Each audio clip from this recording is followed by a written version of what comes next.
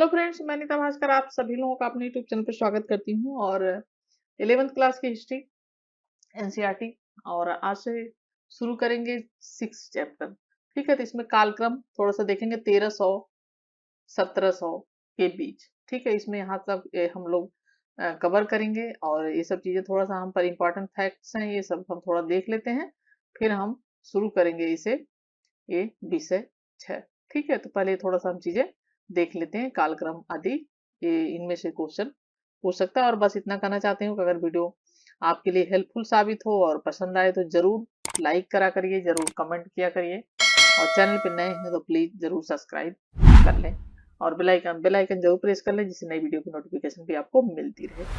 ठीक है, तो कालक्रम 3 लगभग 1300 से 1700 ईस्वी की बीच। और इससे पहले हमने चंगेज खान वाला चैप्टर खत्म किया था। 5 चैप्टर हमारे कंप्लीट हो चुके हैं, और नहीं देखी अगर आपने पहले की वीडियो तो आपको पहले की वीडियो अवश्य देखनी होगी इससे पहले, जिससे कि आपको अच्छी तरीके से विस्तार से चीजें समझ में आए। तो चलिए शुरू करते हैं। यूरोप में विचाराधीन काल में अनेक महत्वपूर्ण विकास हुए, जिसमें कृषि और किसानों के जीवन में अनेक प्रकार के परिवर्तनों को देखा गया। इसके अलावा अनेक सांस्कृतिक परिवर्तन भी हुए। काल रेखा से ज्ञात होता है महाद्वीपों के आपसी संबंधों ने व्यापार को क्या किया, प्रोत्साहित किया। इन संपर्कों ने अनेक जो क्षेत्र थे उनको क्या किया, प्रभावित किया। विचार, आविष्कार, वस्तुओं का आदान प्रदान एक दूसरे तक प्रायद्वीप से दूसरे महाद्वीप में आदान प्रदान भी होने लगा। भूमि पर नियंत्रण, स्रोत, व्यापार के क्षेत्रों पर नियंत्रण रखने के लिए राज्यों में परस्पर लगातार संघर्ष होना शुरू हो गया था, जिसके कारण महिलाओं और पुरुषों को यदि उनकी हत्या न कर दी गई हो तो उनके निवास स्थानों से निकालकर उन्हें दास बनाया जाता था। और इस तरह लोगों का जीवन अनेक रूपों में इतना अधिक बदल गया था कि उसे पहचानना बहुत कठिन हो चुका था। ठीक है, तिथि 1300 से 1325। अफ्रीका, यूरोप, स्पेन में अल्हम्ब्रा और ग्रेनेडा अब महत्वपूर्ण सांस्कृतिक केंद्रों के रूप में प्रतिष्ठित हुए। 1325 से 1350 मिस्र में प्लेग फैला। 1348 से 55 इंग्लैंड और फ्रांस के मध्य शतवर्षीय युद्ध हुए। और 1337 से 1453 संपूर्ण यूरोप में ब्लैक डेथ, एक प्रकार का प्लेग प्रकोप फैला। ठीक है, उसके बाद 1350 से 75 इब्न बतूता द्वारा सहारा की खोज की गई। सहारा रेगिस्तान, फ्रांस के किसानों ने ऊंचे करों का विरोध किया। 1358 और 1375 से 1400 ये ब्रिटेन में किसानों का विद्रोह। 1381 जोफ्री चासर ने कैंटरबरी टेल्स की रचना की, जो अंग्रेजी भाषा की प्राचीनतम कृति थी। कौन सी थी? कैंटरबरी। ठीक है, कैंटरबरी रचना की जेफरी चासर ने।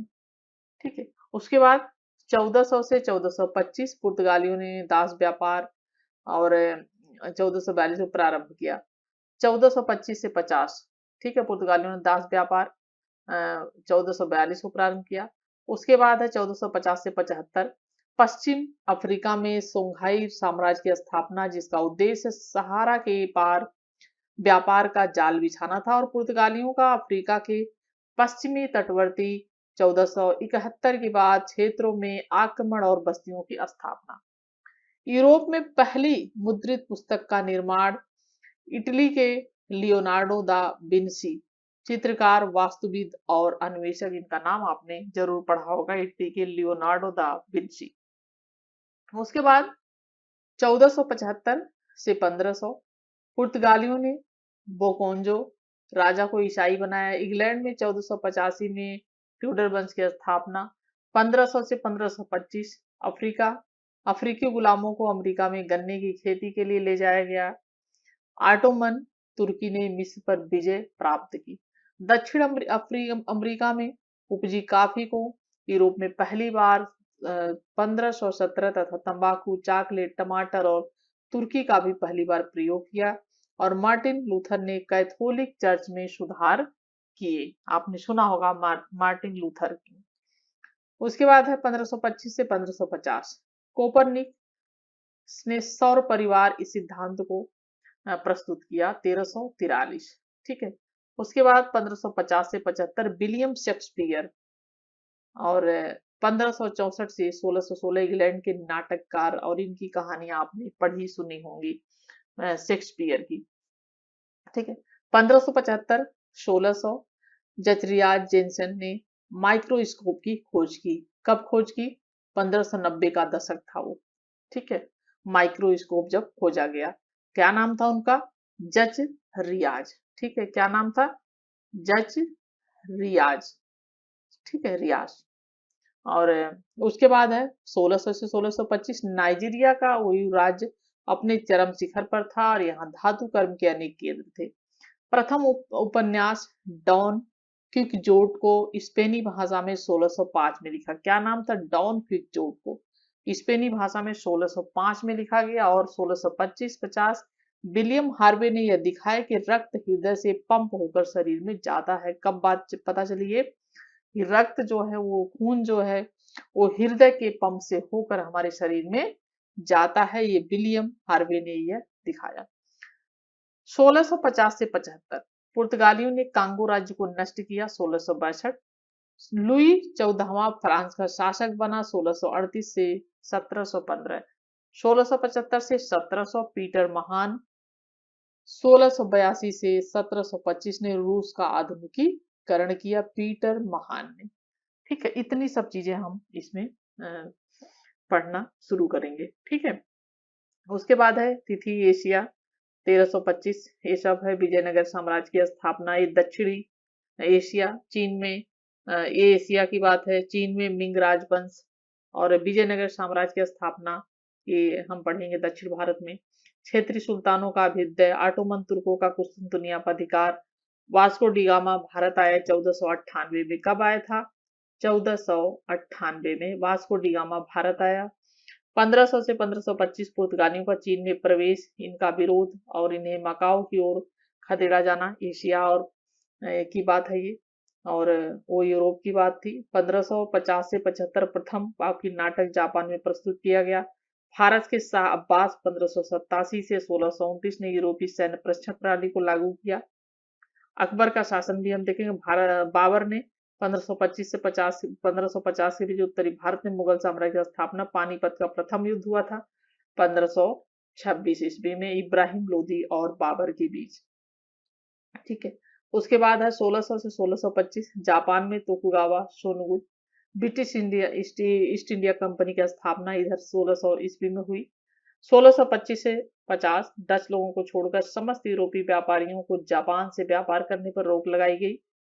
चीन में मंचू शासन 1684 से आगे 300 वर्षों तक रहा। यूरोप में चीन की चाय और रेशम की मांग में बढ़ोतरी हुई।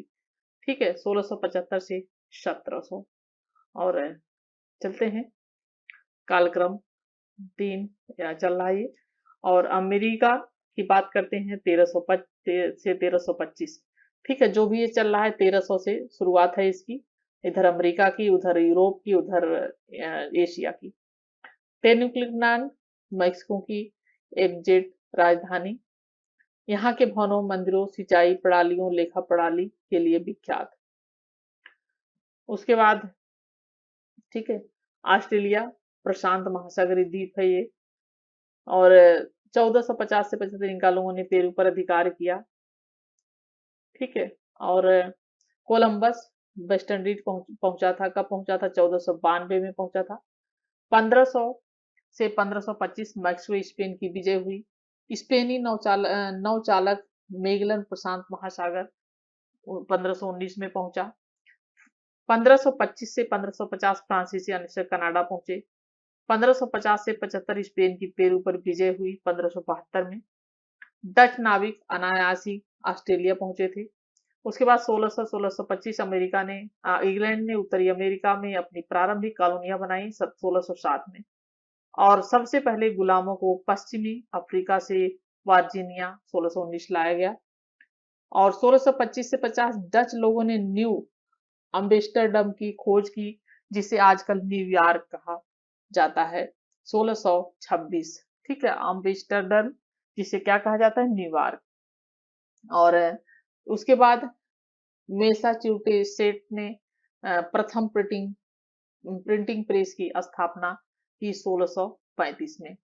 ठीक है, डच नाविक अबेल तस्मान ने अनजाने में ऑस्ट्रेलिया की परिक्रमा की, अनजाने में। इसके बाद वह वान डीमेन की भूमि में उतरा, जिसे बाद में तस्मानिया नाम दिया। क्या नाम दिया उसने बाद में? तस्मानिया। ठीक है, तस्मानिया नाम दिया। वह न्यूजीलैंड भी पहुंचा और उसने उसे विशाल क्षेत्र का भाग भी समझा। 1650 से 1675 वेस्ट इंडीज में पहली बार गन्ने की खेती की गई। पहली बार गन्ने की खेती की गई वेस्ट इंडीज में, ये ध्यान रखें। ठीक है, और 1675 से 1700 मिसिसिपी घाटी में फ्रांसीसियों ने उपनिवेश स्थापित किए और इसका नामकरण सम्राट लुई 14वें के नाम पर लुसियाना रखा। क्या रखा? लुसियाना। ठीक है, ये रखा। क्रियाकलाप, आपने यह ध्यान दिया होगा कि ऑस्ट्रेलिया प्रशांत महासागरीय द्वीपों के खानों में बहुत ही कम तिथियां अंकित हुई। ऐसा इसलिए हुआ कि इन क्षेत्रों के लोग प्राय तिथि को बताने के लिए दूसरे साधनों जैसे पेंटिंग आदि का प्रयोग करते थे, जैसा ऊपर दिखाया गया है। कृपया एक घटना बताएं जो ऊपर दिए गए 5 खानों में दिखाई गई, जिसे ऑस्ट्रेलिया के एक चित्रकार ने रिकॉर्ड करने योग्य समझा। ऐसे ही दूसरी अन्य घटनाओं की तालिका बनाएं उसे असंगत जो लगी। ठीक है, विषय 6 हमारा शुरू हो गया है और थोड़ा सा हम इसमें करेंगे। ठीक है, 3 वर्ग। ठीक है, इस अध्याय में हम 9वीं और 16वीं सदी के मध्य पश्चिमी यूरोप में होने वाले सामाजिक, आर्थिक, राजनीतिक परिवर्तनों के बारे में हम पढ़ेंगे। रोमन साम्राज्य के पतन के पश्चात पूर्वी एवं मध्य यूरोप के जर्मन मूल के समूहों ने इटली, स्पेन और फ्रांस के क्षेत्रों पर क्या किया? अधिकार कर लिया। किसी भी संगठित राजनीतिक बल के अभाव में प्राय युद्ध होते थे और अपनी भूमि की रक्षा के लिए संसाधन जुटाना क्या हो गया? आवश्यक हो गया था। और इस प्रकार से सामाजिक ढांचे का केंद्र बिंदु भूमि पर नियंत्रण था। इसकी विशेषताएं जर्मन रीति रिवाजों और शाही रोम की परंपराओं से ली गई थी। ईसाई धर्म जो 4वीं सदी से रोमन साम्राज्य का राजकीय धर्म था। कब से था? 4वीं सदी से क्या था ये? ईसाई धर्म रोमन साम्राज्य का राजकीय धर्म था। रोम के पतन के पश्चात भी यह बचा रहा और धीरे धीरे मध्य और उत्तरी यूरोप में यह फैल चुका। चर्च भी यूरोप में एक मुख्य भूमिधारक राजनीतिक शक्ति बन गया था। 3 वर्ग जो इस अध्याय में केंद्र बिंदु हैं, से हमारा मतलब क्या है, अभिप्राय क्या है? 3 सामाजिक श्रेणियां हैं: ईसाई पादरी, भूमिधारक, अभिजात वर्ग और कृषक। कौन कौन है? एक तो ईसाई, ठीक है, फिर है ईसाई और पादरी, फिर उसके बाद है भूमि धारक। ठीक है, भूमि धारक और अभिजात वर्ग और कृषक। ठीक है, अभिजात वर्ग और कृषक, इन तीनों वर्गों के बीच बदलते संबंध कई सदियों तक यूरोप के इतिहास को गढ़ने वाले महत्वपूर्ण कारण थे। पिछले 100 वर्षों में यूरोपीय इतिहासकारों ने विविध क्षेत्रों के इतिहासों, यहाँ तक कि प्रत्येक गांव के इतिहास पर विस्तृत कार्य किया है। ऐसा इसलिए संभव हो पाया क्योंकि भू स्वामित्व के विवरणों, मूल्यों तथा कानूनी मुकदमों जैसी बहुत सारी सामग्री दस्तावेजों के रूप में उपलब्ध है। उदाहरण के लिए चर्चों में मिलने वाले जन्म, मृत्यु और विवाह के अभिलेखों की मदद से ही परिवारों और जनसंख्या की संरचना को क्या किया गया? समझा गया। चर्चों से प्राप्त अभिलेखों ने व्यापारिक संस्थाओं के बारे में सूचना दी और गीत व कहानियां द्वारा हमें क्या? त्योहारों और सामुदायिक गतिविधियों के बारे में बोध हुआ। इन सभी का उपयोग इतिहासकार द्वारा आर्थिक एवं सामाजिक जीवन, दीर्घकालीन जैसे जनसंख्या में वृद्धि अथवा अल्पकालीन जैसी कृषक वृत्तियों परिवर्तनों को समझने में किया जा सकता है। सामंतवाद पर सर्वप्रथम काम करने वाले विद्वानों में से एक फ्रांस के मार्क ब्लाक थे और मार्क ब्लाक 1886 से 1944 फ्रांस के विद्वानों के उस वर्ग से थे जिनका यह तर्क था इतिहास की विषय वस्तु राजनीतिक इतिहास, अंतर्राष्ट्रीय संबंध और महान व्यक्तियों की जीवनों से कुछ अधिक है। उन्होंने भूगोल के महत्व द्वारा मानव इतिहास को गढ़ने पर क्या किया? जोर दिया, जिससे लोगों के समूहों का व्यापार, व्यवहार और रुख समझा गया। ब्लाक का सामंती समाज यूरोपियों विशेषकर 900 से 1300 वर्ष के बीच मध्य फ्रांसीसी समाज के सामाजिक संबंधों और श्रेणियों, भूमि प्रबंधन और उस काल की जन संस्कृतियों का असाधारण विवरण देता है। द्वितीय विश्व युद्ध में नाजियों द्वारा गोली मारकर हत्या करने के कारण उनके द्वारा किए जा रहे जो शोध अध्यापन थे वो अचानक ही उस पर विराम लग गया। ठीक है, मध्यकालीन युग शब्द 5वीं और 15वीं सदी के मध्य के यूरोपीय इतिहास को क्या करता है? इंगित करता है। सामंतवाद का परिचय। इतिहासकारों द्वारा सामंतवाद शब्द का प्रयोग मध्यकालीन यूरोप के आर्थिक विधि के राजनीतिक और सामाजिक संबंधों का वर्णन करने के लिए किया जाता है और यह जर्मन शब्द, ठीक है, जर्मन शब्द फ्यूड से बना है। किससे बना है ये? फ्यूड से बना, जिसका अर्थ है एक भूमि का टुकड़ा। सामंत क्या है? सामंतवाद। और स्कॉटलैंड, वो ये नक्शा है, इंग्लैंड, लंदन, इंग्लिश चैनल ये है, और सेंट डेनिस पेरिस है, ये जर्मन राज्य है, बिनियन है, बर्मडी है, ऑस्ट्रेलिया है, ये वियना है ये, और ऑस्ट्रेलिया की, और पुर्तगाल, मिडी स्पेन, ये सब है, ये रोम इटली की राज्य, निचली भूमध्य सागर अफ्रीका। ठीक है। और यह एक ऐसे समाज को इंगित करता है, यह एक भूमि का टुकड़ा है, टूट सबसे बना है सामंतवाद। और जो मध्य फ्रांस और बाद में इंग्लैंड और दक्षिणी इटली में भी यह क्या हुआ? विकसित हुआ। आर्थिक संदर्भ में सामंतवाद एक तरह के कृषि उत्पादन को इंगित करता है जो सामंत और कृषकों के संबंधों पर आधारित है। कृषक अपने खेतों के साथ साथ लार्ड के खेतों पर कार्य करते थे। कृषक लार्ड को श्रम सेवा प्रदान करते थे। ठीक है, क्या करते? श्रम सेवा देते थे, और बदले में उन्हें सैनिक वो सुरक्षा देते थे। लार्ड और कृषक साथ साथ व्यापक न्यायिक अधिकार भी थे इनके, और इसलिए सामंतवाद ने जीवन के न केवल आर्थिक बल्कि सामाजिक राजनीतिक पहलुओं पर भी अधिकार कर लिया। यद्यपि इनकी जड़ें साम्राज्य में विद्यमान प्रथाओं और फ्रांस के राजा शारलेमेन जो है 742 से 814 के काल में पाई गई, तथापि ऐसा माना जाता है कि जीवन के सुनिश्चित तरीके के रूप में सामंतवाद की उत्पत्ति जो है यूरोप के अनेक भागों में 11वीं सदी के उत्तरार्ध में हुई। फ्रांस और इंग्लैंड। गाल जो रोमन साम्राज्य का एक प्रांत था, में दो विस्तृत तटरेखाएं, पर्वत श्रेणियां, लंबी नदियां, वन और कृषि करने के लिए उपयुक्त विस्तृत मैदान थे। जर्मनी की एक जनजाति फ्रैंक ने गौल को अपना नाम देकर उसे फ्रांस बना दिया। 6वीं सदी से यह प्रदेश फ्रैंकिस अथवा फ्रांस के ईसाई राजाओं द्वारा शासित एक राज्य था। कुस्तुनतुनिया में रहने वाले पूर्वी चर्च के प्रधान के भी बाइजेंटियम के सम्राट के साथ समान इनके संबंध थे, और फ्रांसीसियों के चर्च के साथ अगाध संबंध थे, और जो पोप द्वारा राजा शारलेमेन के से समर्थन प्राप्त करने के लिए उसे पवित्र रोमन सम्राट की उपाधि दिए जाने पर और अधिक क्या हुए? वो मजबूत हो गए। एक संकरे जलमार्ग पर स्थित इंग्लैंड स्कॉटलैंड द्वीपों को 11वीं सदी में फ्रांस के एक प्रांत नारमंडी के राजकुमार द्वारा जीत लिया गया। कहाँ के राजकुमार द्वारा? नारमंडी। फ्रांस का प्रारंभिक इतिहास। क्लोविस फ्रैंक लोगों का राजा बना। क्लोविस और फ्रैंक ने उत्तरी गाल का विजय अभियान आरंभ किया।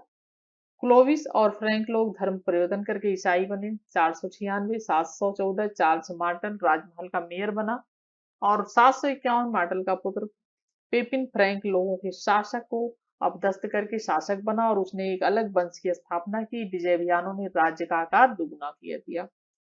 768 पेपिन का स्थान उसके पुत्र शारलेमेन ने चार्ल्स महान द्वारा लिया गया। 800 पोप लियो थर्ड ने शारलेमेन को पवित्र रोमन सम्राट का ताज पहनाया गया, और 840 से नॉर्वे से वाइकिंग लोगों के हमले। 3 वर्ग। फ्रांसीसी पादरी इस अवधारणा में विश्वास रखते थे।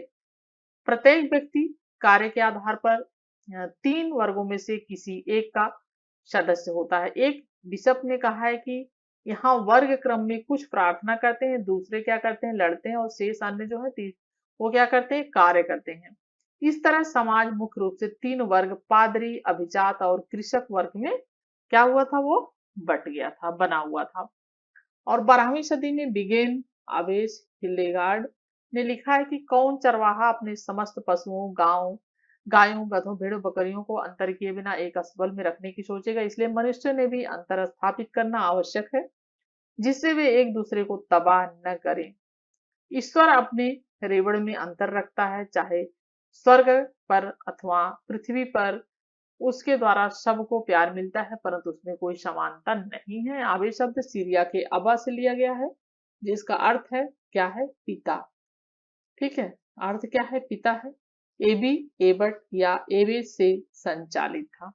दूसरा वर्ग अभिजात वर्ग और हम यहीं पे आज वीडियो खत्म करेंगे और नेक्स्ट वीडियो में हम यहाँ से शुरू करेंगे दूसरा वर्ग, अभिजात वर्ग। और वीडियो पसंद आए तो लाइक करें और कमेंट अवश्य करें, ठीक है। और नेक्स्ट वीडियो में फिर मिलते हैं। Thank you for watching video.